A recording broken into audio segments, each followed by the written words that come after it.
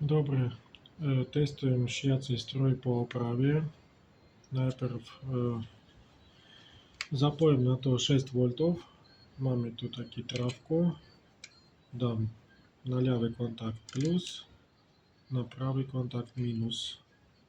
Aby ste to videli, aby tam bola šťava. Potom zoberiem látku, vpichnem to do stroja, zdvihnem pätku dole a zatlačením na gombík môžem šiť. Napríklad pozrieme sa.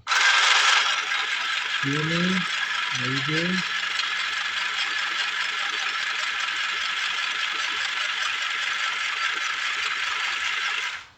Skončím šitie, dám ihlu do hornej pozície, zdvihnem pätku, vyťahnem látku a pozrieme sa na ten náš steh. Zo spodku je žltá niť, z hora je taká rúžová niť.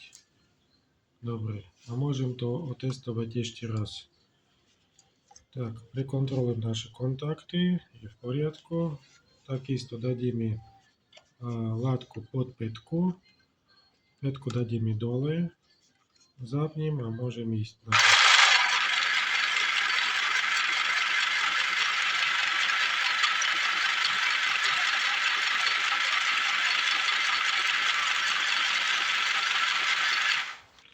Dobre, odvlečím ihlu dole, dvihnem, odpojím kontakty, jeden druhý, odriežem nitie,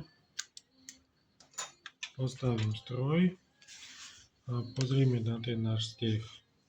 Je to z lícevej strany, je to z opačnej strany.